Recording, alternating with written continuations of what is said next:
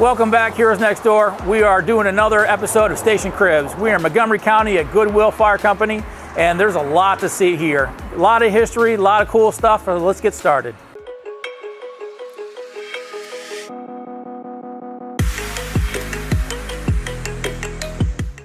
So as I walk around, you're gonna notice that you're gonna see two different labels in here. You're gonna see Empire Fire, you're gonna see Goodwill Fire. Goodwill Fire Company's been here for 150 years coming up next year. Empire's been around almost just as long. They've been able to merge their stations together to help the community better. As volunteerism continues to decline, they were very progressive and decided to join forces and actually go underneath one building. Many reasons for that, financial reasons for rent and building maintenance, but also for grant funding and those kind of things. So, today, it's all about working together with our brothers and sisters. And by joining two companies, keeping their names, but sharing a location is going to be key. And this station is one of those that definitely helps out. So to start this section of the tour, we're coming into the old side of the building. This is the second time they've had a building restructure. This is the old side of the building where they do a lot of the storage of their equipment. They have 3 different backup ambulances ready to go. They store some of their older engines here. But, having a facility this large and have this kind of equipment is key to make sure that they're in service 24/7. If something goes down, they have another backup ready to go. They can send the other one out for repairs. This is a large station. It has a lot of history in it. And what I want to show you is how we can, take fire stations that we've worked in for years and change it and adapt for what we need. And this is a perfect example. It's a deep bay, holds a lot of equipment ready to go, but also in the back here, as I show you, we actually changed many of the functions of it. So as we're making our way back in the engine bay here, I just want to put a shout out to the community. If you're part of Pottstown area and you're thinking about becoming a volunteer or you want to get into a career firefighting or EMT, come on down, talk to these guys, give them your information. They'll get you started where you need to be. If you've liked this video so far, please click the subscribe, click the little bell, you get more notifications of videos just like this. So as we talked about changes in firehouses, this is a perfect example. Behind me, they have a full kitchen that they used to do social events here in the engine bay. They would hold events such as bingo and things like that. This area, actually, before it was a kitchen, was actually a dispatch office. Before 911 and the county took over the 911 service, they used to use 7-digit numbers back then and dispatch both the fire and EMS right out of here. So, changing over time is key for success. So just like every fire station that we go to, you have to have an engineer's room. We got an engineer's room behind me here, takes care of all their equipment, their tools and that kind of thing.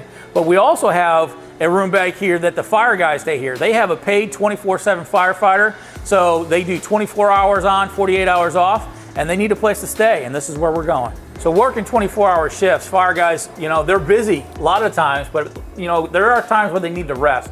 So Goodwill Fire Company gives these guys the opportunity to rest when they can. They created a nice little room here, a little office. It's got a couch, place to rest, watch some TV. Of course, they got a study too, so they got their desk here. Awesome little area to kick back, relax in between calls. So rest is important, but also physical fitness is important. If you're on duty and you need to get a workout, or you're off duty and you don't want to go to a gym, Goodwill Fire Company has actually provided a complete gym workout downstairs. Let's take a look at that. So many of the people that are in EMS and fire, they've been athletes, and this is no different than the old school gyms that we used to have back in the early 80s and 90s. They have all the equipment here to stay fit, but it's a basement. It smells like a basement, smells like a sweaty workshop, but they can get the job done here. They got plenty of weights, they got Nautilus equipment, they got pull-up bars, all the stuff that you need that you go to, the Planet Fitnesses and the LA Fitnesses, they provide it for these workers and they're volunteers. So come, if you have the opportunity to volunteer, this is part of the package. So as we come up from the workout area, upstairs to my right here is actually the offices of the leader, the captain's office, chief's office, and that stuff like that. We don't need to see those, so I'm not going to take you up there today. I think most of them are locked. But you have to realize that, having a company that's been around for coming up on 150 years, you have to have strong leadership. That leadership has to have foresight to see what's coming up in the future. And as we cross this threshold from the old building into the new building or the new section of this, it is a perfect example of what leadership can do for a company. So as the leadership decided to design this building, they needed to make sure that they stay ahead of, the educational aspect. As we go up the stairs here, we're going to go see a couple of the rooms that they have that highlight their commitment to education and learning. So learning is a key aspect. One of the things that are challenging for the volunteers today is keeping up with all your certifications, the new rules and regulations for different jobs.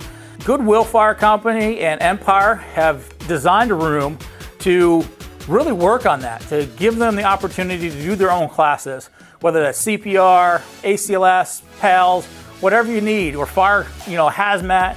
This is the place to do it. They thought about it, they put it together, and it functions really well.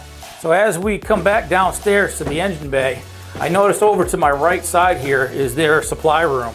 With a company that does nearly 8,000 calls a year, it's very important to understand your supplies, what you're gonna need to order so you're not running out. They got an awesome storage area for any supplies they need, whether it's ALS, BLS, or fire. Very cool to have all that together in one central location. So as we make our way into the newest of the engine bays, this is a fairly large area that they store many of their apparatus that they use on a regular basis. These are the trucks that are going in and out all day long. The fire trucks, the ambulance services.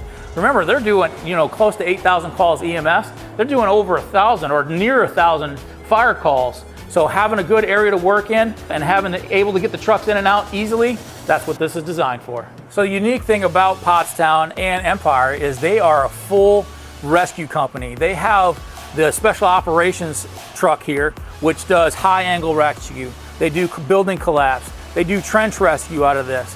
They have a quint for, fighting fires.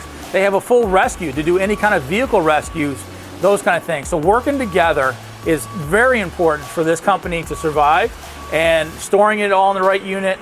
Pottstown as an area is very well served. They should be very proud of what these guys have accomplished and what they've maintained for the last 150 years. So to my left and to my right are two engine companies underneath one building. It's cool that each of these companies decided to work together as a unit. You have a paid driver for the fire truck, you have a paid driver for the rescue. But as calls come through and they need that assistance, the companies are able to jump from unit to unit together. Working together, whether you're male, female, or anything like that, as firefighters and EMTs is very important. And Pottstown decided, this is gonna be one of the things we need to do is work together, and awesome thing. As I go to exit though, I'm looking out here, and just yesterday we had a very large storm. A hurricane came through a couple days ago, but another large storm. We get a lot of flooding. Pottstown, as I talked about, they were a rescue company. They actually have 2 boats. So they're doing water rescues on top of, doing regular rescues. So as we're finishing up the tour of the station, we're going into the last part, which is the crew room. This is where the EMS and fire guys hang out. They have a good place to relax. Of course, again, they got a television, some seats, sit back, relax, and enjoy each other's company. All right, so as we're finishing up Station Cribs here, I noticed, I walked into the building and immediately I come across Mark Gibson. He was out busting his butt this morning. He's washing the trucks, he's washing the floors, he's making sure that this place is in tip-top shape and really making it work. So Mark agreed to sit down for a moment, kind of tell us a little bit of his story. I talked to some of his friends and he's got a pretty unique story. So Mark, first of all, who are you and where you come from? I'm Mark Gibson. I'm originally from Pottstown. We're in Pottstown right now at Station 69A, Goodwill's. Our station is a combined station between Goodwill Steam Fire Company and Empire Hook and Ladder Fire Company. Okay. And you work for Goodwill or I work Empire? for Empire Hook and Ladder. Okay. Okay. How long have you been doing this? I started in 1977 as a junior firefighter. I was one of the first junior firefighters for Empire. We started the program, and I did 22 years as a volunteer. Wow. And now I'm working on my 23rd year, going on 24 years as a career firefighter. Awesome. Thank you very, very much for your service. So I hear that you have another unique story, that you are the first African American to be hired in here? Yes, I'm the first African American to be hired in the borough of Pottstown as a career firefighter. And you recently received an award from the township or the somewhere, right? Yes, throughout the years I received many awards for my dedication and my time in the fire service. Well, we definitely appreciate what you do for this community and the fact that you've been here for so many years. Is there anything that you would want the newest generation to know coming into a fire service? Yes, first of all, if you're going into the fire service, you have your big cities that are fully paid. You have your small towns that are, some of them are just volunteer and some of them are combination departments. I had to move up the ladder in order for me to start a career on this. I started my career when I was very young. I was sitting in 5th grade and my one cousin was next to me. And the one night their house caught on fire.